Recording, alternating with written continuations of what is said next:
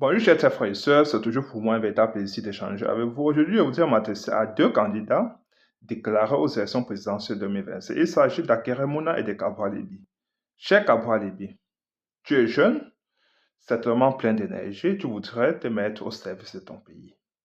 Mais je pense que nous sommes arrivés à un moment charnière de notre histoire. Nous devons nous dire la vérité.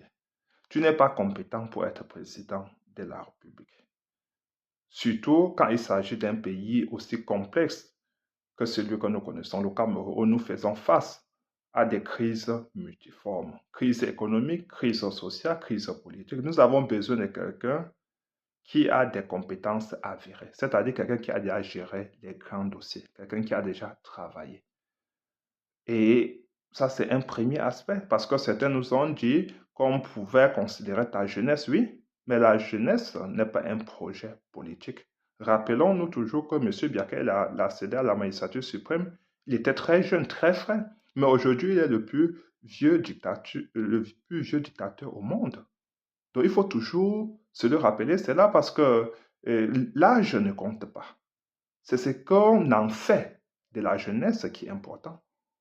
C'est-à-dire qu'il faut quelqu'un qui a des compétences avérées pour changer notre pays, pour assurer le redressement de notre pays. C'est de cela qu'il est question, pour impulser une nouvelle dynamique et surtout relancer le développement de notre tissu industriel. C'est-à-dire que nous n'avons pas de temps à perdre. Il faut passer aux choses sérieuses.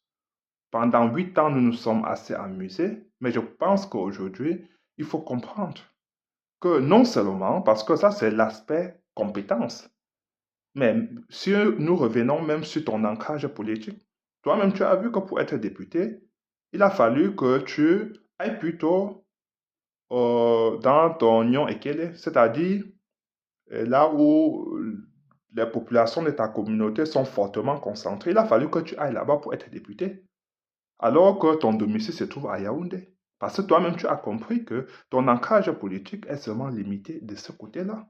Nous avons besoin de quelqu'un qui a un ancrage national. C'est-à-dire que quelqu'un qui a un déploiement sur le plan national, qui se trouve partout. Et aujourd'hui, ça ne fait l'ombre d'aucun doute que c'est au procès Moscanton. Et ça ne sert à rien de réciter les textes, parce que je dis toujours, quand vous n'avez, quand vous n'êtes pas un technocrate, vous ne pouvez pas comprendre grand-chose. Vous avez vu, le professeur Moscanto a mis la pression sur Elekam, et Elekam qui foulait les textes, les textes comment on dit encore ça, du système électoral au pied, Elekam est revenu sur sa décision, parce que le professeur Moscanto a fait un travail de fourmi. Le professeur Moscanto, c'est un technocrate, c'est-à-dire que c'est quelqu'un qui sait de quoi il parle, il ne fait pas des longs discours, il se concentre le plus souvent sur les détails. Parce qu'on dit souvent que le diable se trouve dans les détails. C'est un avocat chevronné international. Il a eu à gérer des grands dossiers impliquant plusieurs pays africains. Et il a toujours eu gain de cause. Il a tout travaillé dans ce sens-là. C'est-à-dire qu'il a des compétences avérées. Et toi, tu as eu comme ton premier boulot le fait d'être député, oui. Mais ça ne sert à rien de réciter les textes. Parce que quand il faut passer à l'acte, parfois tu ne sais même pas dans quel contexte il faut appliquer ces textes-là. Le professeur Moscanto comprend ça. Ça veut dire qu'il a mis la pression sur Elekam et ça va toujours continuer ainsi. Quand il a fallu défendre sa victoire, le professeur Moscanto était là, hein. Tu as d'abord dit que c'était un opposant qui avait gagné les élections présidentielles dernières de 2018, mais tu n'étais pas là pour défendre la victoire. Après, tu as dit que c'est toi-même qui avais gagné, alors que tu savais pertinemment que ça ne pouvait pas être toi. Ça, c'est déjà preuve de mauvaise foi, flagrant. Je veux dire que nous devons nous dire la vérité et sortir des considérations villageoises, partisanes. Parce que quand vous comprenez des gens qui nous disent que vous ne soutenez pas Samuel Eto'o parce qu'il n'est pas de votre région, mais quand Samuel Eto'o était joueur national, il était soutenu par tous les Camerounais. Tous les Camerounais l'aimaient. Mais quand il s'agit de la gestion du management, nous voyons ses limites. On lui dit qu'il faut qu'il rentre à l'école. Ce n'est pas de village. On lui dit que quelqu'un qui a toutes ses facultés, quelqu'un qui est bien constitué, ne peut pas dire en même temps qu'il veut le changement et soutenir M. Biya. Et soutenir quelqu'un qui supporte et qui soutient M. Biya. Parce que ceux qui disent qu'ils soutiennent Samuel Eto'o vous dit qu'il soutient votre bourreau. C'est-à-dire qu'il veut que M. Biya reste au pouvoir aussi longtemps que possible. Et en même temps, vous voulez le changement. C'est-à-dire que vous ne savez pas ce que vous voulez. Ouvrez votre esprit. Ou vous avez la matière grise et mettez-la à votre service pour comprendre ces mots à terre que j'essaye d'échanger avec vous. C'est aussi simple que ça, chers frères et sœurs. C'est-à-dire qu'il faut sortir de toutes les conversations villageoises et dire que, OK, qui est le mieux placé aujourd'hui pour être président de la République? Qui a les compétences avérées? Qui est, qui est déployé sur le terrain? Quand vous voyez le professeur Maurice Kamto, sa sortie fait paniquer toujours le régime. C'est-à-dire que c'est lui qui fait la météo politique et il est à l'avant-garde pour défendre les intérêts du peuple camerounais. Il est toujours en train d'adresser les doléances du peuple à tous les niveaux. C'est-à-dire que c'est lui qui est président de la République depuis 2018 parce que vous voyez, lors des crises majeures, c'est tout le professeur Moskamto qui agit. C'est toujours lui qui prend des grandes décisions pour apporter pour soulager le peuple. Lors du Covid, il était là. Lors des inondations dans le Grand Nord, c'est toujours le professeur Maurice Kamto. Quand il a fallu aider les déplacés du nord-ouest et du sud-ouest, c'est toujours le professeur Maurice Kamto. Avec son parti, avec peu de ressources ils essayent de les utiliser pour changer le quotidien des Camerounais. C'est ça qu'il fait depuis, de bout en bout. C'est-à-dire que tu comprends déjà, Kabalibi, que tu ne fais pas partie je veux dire que le professeur Moskamto, d'abord, c'est une personnalité qui naît chaque 100 ans. C'est-à-dire que ce n'est pas question de niveau intellectuel. Mais il faut aussi le dire que le niveau intellectuel compte. Il faut aussi lui dire que les compétences comptent. Mais ici, là, ce n'est pas le niveau intellectuel. Ce n'est pas quelqu'un qui est éloquent, qui parle bien. Non. C'est de quoi parles-tu? Toutes tes récitations, ça c'est à quoi? Nous avons eu des grands intellectuels chez nous, hein. Mais qu'est-ce qu'ils en font de tout ça? Ils écument les plateaux de télévision, ils font des grands discours, mais ils ne produisent rien du tout. Ils ne produisent pas de la richesse. Le professeur Moskamto, en tant qu'avocat international, il nous a donné Bakassi. Et ça reste dans notre patrimoine. Ça fait partie de notre patrimoine aujourd'hui, Bakassi, grâce au professeur Moskamto. Alors que vous avez eu son collègue, le feu Joseph Oona, à un moment donné de l'histoire, à un moment donné, ça fait quelques années, on ne parle pas des livres qu'on n'a pas lus, mais il avait écrit un livre en disant qu'il faut une rotation régionale. Il y a 10 régions, et on lui a demandé, OK, prenons seulement un exemple qu'une région arrive au pouvoir et fait 7 ans. C'est-à-dire qu'il faut faire 7 fois 10. C'est-à-dire que quand une région passe, pour qu'elle arrive encore au pouvoir, il va falloir qu'elle attende 70 ans. Et vous comprenez que le sens le sens national est perdu complètement, est dépourvu complètement parce que chaque région qui arrive au pouvoir aura besoin de se servir au lieu de servir la nation. C'est-à-dire que en ce moment-là, les Camerounais auront plutôt une vision étiquée et rabougrie de leur pays. C'est ainsi que vous avez vu le même Cavalier. Il a écrit un livre, c'est toujours sur le communautarisme, toujours comme M. Biya. C'est-à-dire qu'ils ont une vision rabougrie de notre pays. Ils ne voient pas notre pays de manière globale, sur le plan national, comme ça se passe sous d'autres cieux. Parce que c'est ensemble qu'on peut positionner le pays, qu'on peut le hisser au plus haut. Dans le Conseil des Nations, c'est ensemble qu'on peut rendre notre pays compétitif. Ce n'est pas l'affaire d'une communauté. Même quand vous regardez ailleurs, sous d'autres cieux, parce que quand on dit chez nous que, OK, il faut le fédéralisme chez nous, ça ne veut pas dire qu'on cesse d'être une nation. Mais c'est juste que les allocations des ressources sont faites de manière que chaque région puisse que cela puisse se faire de manière équitable et que chaque région puisse avoir des ressources pour se développer. Parce que c'est en ce moment-là que ceux qui se mettent au service du peuple, qui sont plus à proximité, savent plus ce que le peuple en a besoin. Parce qu'ils sont en contact avec le peuple et c'est en cela qu'on dit que le fédéralisme va faciliter le développement de notre pays. Mais ça ne veut pas dire qu'on cesse d'être un peuple uni, qu'on cesse d'être une nation. C'est-à-dire que tous ceux qui écrivent sur le communautarisme, sur les choses, sur tout ce qui est communautaire, ils n'ont rien compris de la nation, ils n'ont rien compris de la République. Alors qu'il faut sortir de tous ces carcans-là, se mettre au plus haut, bâtir une nation solide avec un peuple uni qui travaille ensemble pour son propre développement. Alors, ça, c'est un message à Kapa Libi. Donc, aujourd'hui, le professeur Maurice Kamto tend la main à tout le monde. Comme il t'avait déjà donné rendez-vous en 2018, un rendez-vous que tu n'avais jamais honoré. Tu lui avais donné rendez-vous à un papa comme lui. Il t'avait attendu des heures. Tu ne t'étais jamais présenté. Et parce que tu disais, un temps, on a entendu encore cette année, et même en 2018, je le disais déjà, qu'il faut faire un tirage au sort pour choisir le candidat qui va représenter l'opposition. Tirage au sort pour choisir quelqu'un qui va représenter les Camerounais, qui va assurer le destin des Camerounais. Faire un tirage au sort. C'est-à-dire qu'il faut que nous commençons à parler des choses sérieuses. C'est pas la blague. Il s'agit du destin des Camerounais.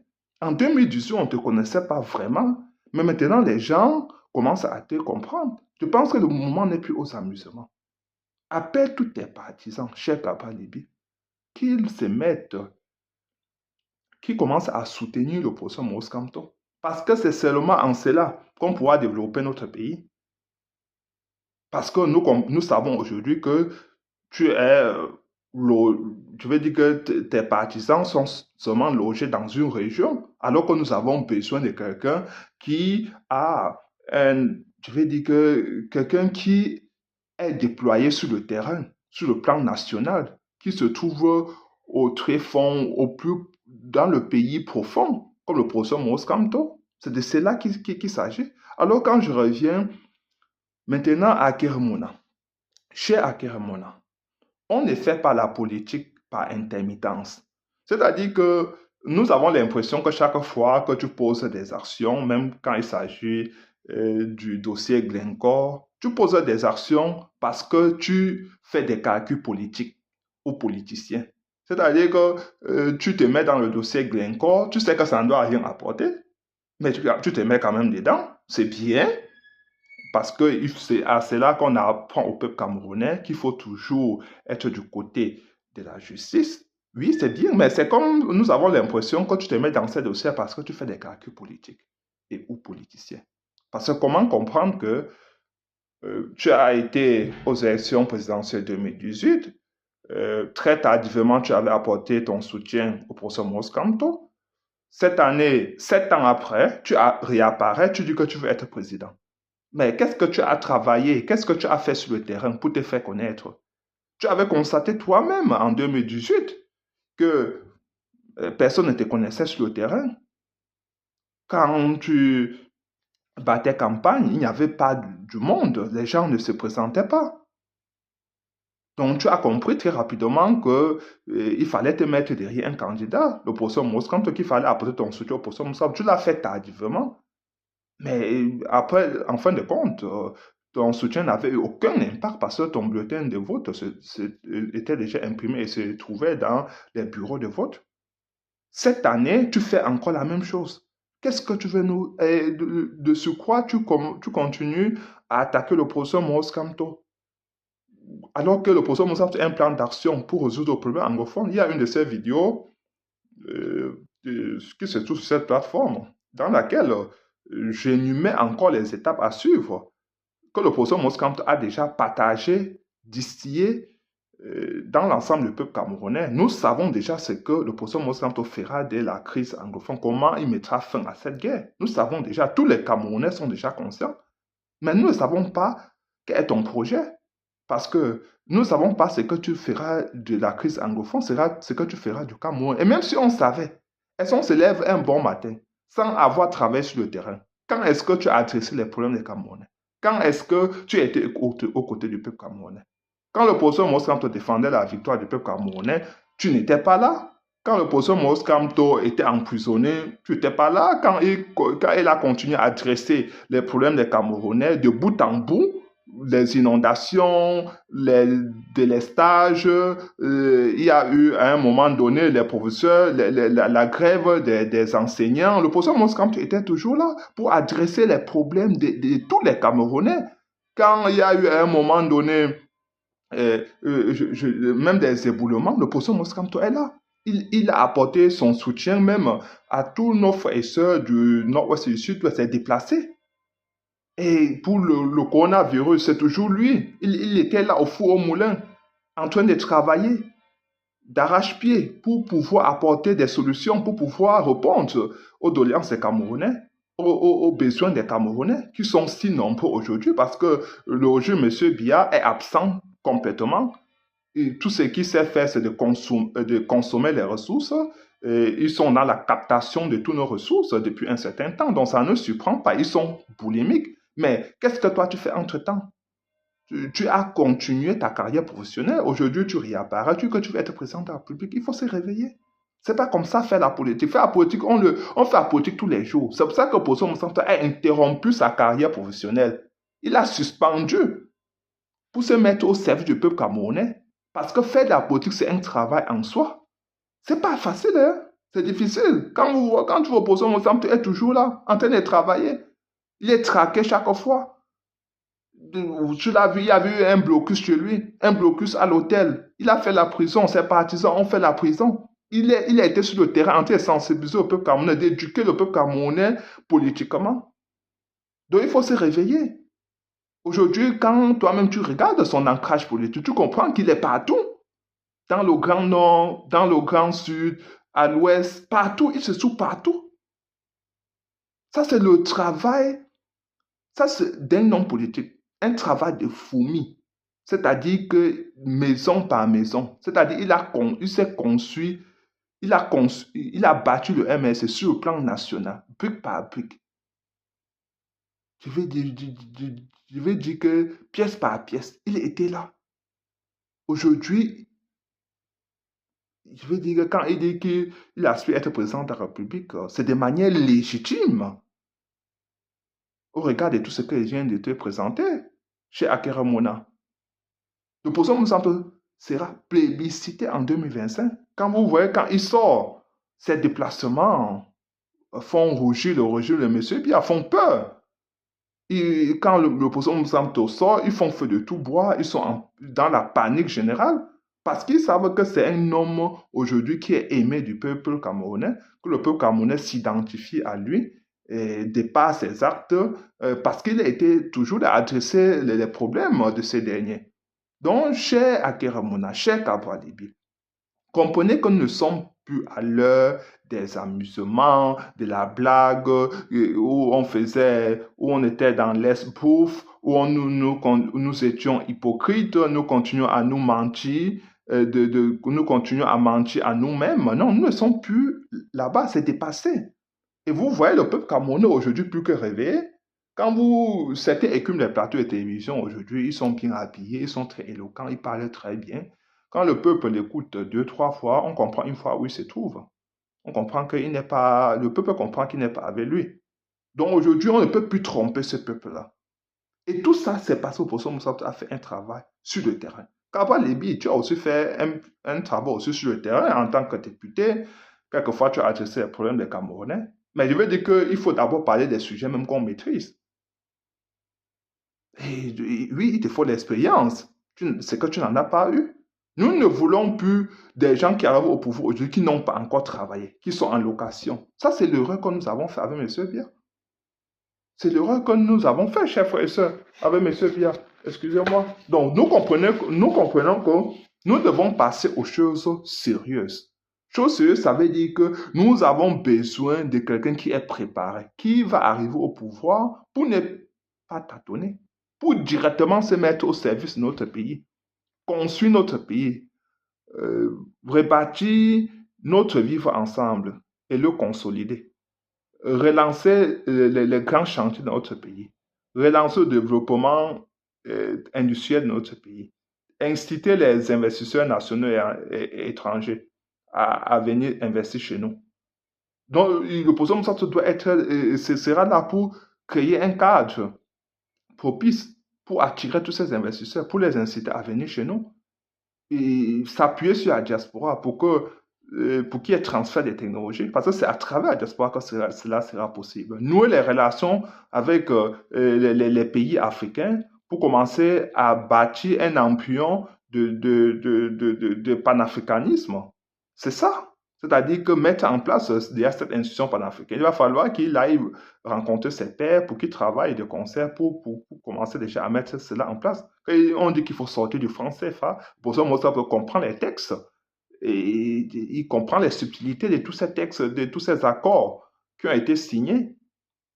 C'est-à-dire qu'il va immédiatement mettre les choses en branle pour travailler sur tous ces dossiers-là. Parce que c'est en sortant du franc CFA, c'est en travaillant avec tous les autres pays pour mettre en place une institution panafricaine que nous allons pouvoir avoir notre autonomie, notre indépendance, c'est-à-dire notre liberté, la vraie indépendance. Et c'est en cela qu'on sera plus compétitif, qu'on pourra renégocier les termes de certains accords, signer des nouveaux contrats, mais sur des bases solides, sur des bases proportionnées. C'est cela qu'il faut comprendre. C'est-à-dire qu'il y a un travail de fond qu'il faut faire en amont. C'est un travail difficile. C'est pas que quelqu'un se lève comme ça, il n'a jamais travaillé. Vous avez déjà vu qu'une entreprise qui est en faillite comme le Cameroun, qu'on la met dans des mains inexpertes. Vous avez déjà vu ça ou ça n'existe pas. Si vous voyez des entreprises qui sont en faillite, pour les relever, on les met toujours dans des mains expertes, des mains des gens qui ont déjà des expériences avérées pour les relancer. C'est pas on prend des entreprises, quand vous voyez, parce que certains ne comprennent pas du tout. Quand ils disent qu'en France, il y a eu un jeune président, là-bas, il y a aussi eu un jeune président. Oui, Macron était banquier. Il a d'abord travaillé. Tom, il a d'abord travaillé. Kamala Harris, procureur. Tom, homme d'affaires. Tous les autres qui sont présents ont d'abord travaillé. Et même quand vous regardez dans tous ces pays-là, les institutions fortes sont déjà là. Les infrastructures hospitalières, routières sont déjà là. C'est-à-dire que ce ne sont pas les pays où les gens meurent encore de faim, où les gens n'ont pas accès à des produits de première nécessité. Non! Ce sont des pays où quelqu'un fait une petite réforme, il s'en vante. Il va dire que j'ai fait une petite réforme de l'école primaire. Ça devient un programme politique. C'est-à-dire des petites réformes. Alors que chez nous, nous avons besoin de reconstruire tout. Nous n'avons pas des infrastructures chez nous. Nous n'avons pas des industries. L'industrialisation de notre pays est complètement à terre. Tout cela à cause de M. Biya. Nous avons besoin de remettre tout cela, de reconstruire le tissu industriel, de relancer notre économie, de reconstituer le peuple camerounais aujourd'hui qui est fracturé complètement en factions. C'est-à-dire que nous avons besoin de quelqu'un qui a des expériences, quelqu'un qui a une expérience avérée, quelqu'un qui n'arrive pas pour douter, quelqu'un qui vient pour répondre, pour se mettre au service d'un pays en crise multiforme. Vous comprenez? Je ne sais pas si vous comprenez, chers frères, c'est qu'on ne peut pas mettre un pays comme le Cameroun, qui est en crise totale, dans des mains de quelqu'un qui vient pour tâtonner, quelqu'un qui n'a jamais travaillé, quelqu'un qui n'a pas une grande expérience. Et ça se passe dans tous les secteurs. Quand vous voyez en France, il y a les jeunes présidents français et tout ça, c'est parce que là-bas, il y a déjà les infrastructures, il y a déjà les autoroutes, il y a des hôpitaux, il y a déjà tout. Tous les services de base sont déjà là, Alors que chez nous, il faut refaire tout. Vous voyez aujourd'hui, notre société est gangrénée par la corruption, par la gabégie, par le népotisme. Vous croyez que oui, c'est pas un claquement des doigts que tout cela va disparaître? Non, tous ces réseaux-là qui ont été bâtis, il va falloir déconstruire tout ça. Et tout cela demande que c'est quelqu'un qui a eu d'une certaine étoffe, d'une certaine expérience pour changer ça, pour extirper ça de notre société, pour éradiquer tous ces mots-là. Il va falloir que ça soit quelqu'un qui le pose mot comme ton chef frère et soeur. Vous voyez que je fais 25 minutes à parler de ce sujet parce qu'il est important et il faut que les Camerounais comprennent davantage pourquoi aujourd'hui l'unique personne qui peut aspirer aujourd'hui être président de la République, qui est compétent, qui a je veux dire, qui a des qualifications, des compétences avérées pour être président de la République, c'est Oposso Mos Kamto. C'est Oposso Mos Kamto. Ne commettons plus les mêmes erreurs. Quand M. Pi est arrivé au pouvoir, il avait seulement été, je veux dire que seulement ministre, après premier ministre. Il était seulement fonctionnaire. Il n'avait pas compris la vie active, comment on écrit un CV, comment on travaille. On se lève très tôt, on va travailler. Il n'a pas encore compris ça. Parce que ceux qui font de la fonction politique, il y a trop de flexibilité dans la fonction politique. C'est quand tu te mets dans le privé que tu comprends comment les choses se passent. Certaines choses. Parce qu'ils ne se font pas de violence dans la fonction publique à être compétitifs. Et c'est ça qui a tué notre pays. C'est-à-dire que ceux qui sont députés, tout ça, c'est pas le travail, ça. Ok, vous représentez le peuple, mais dans une dictature comme celle-ci que nous connaissons là, il faut faire plus que ça. Nous avons besoin de changer le leadership de notre pays. Pour changer notre pays de fond en comble, il faut un changement de paradigme, chers frères et sœurs. Je m'arrête à ce niveau et vous pouvez partager massivement cette vidéo et surtout abonnez-vous parce qu'il faut que le peuple camerounais soit éclairé vraiment complètement, soit éclairé complètement pour le compte, par rapport aux élections présidentielles 2025. Soit éclairé parce que nous avons l'impression que le peuple camerounais parfois se perd dans je vais dire, entre souvent dans des pertes et profits, se perd dans des conjectures, dans des choses qui n'ont aucune importance pour lui-même, ce peuple. Le peuple camerounais aujourd'hui doit se concentrer, doit faire chorus autour d'un homme comme Oposso Mos Kamto, qui a été toujours là à son service et qui veut servir ses intérêts au plus haut, à la magistrature suprême. Chers frères et sœurs, partagez massivement cette vidéo et surtout abonnez-vous. Et sachant que pour gagner les élections présidentielles en 2025, nous devons nous inscrire massivement sur les électorats dès janvier 2025. Votez massivement le professeur Mos Kamto et être prêt à défendre notre vote. Voilà la clé de notre victoire. Bonne soirée. Ciao.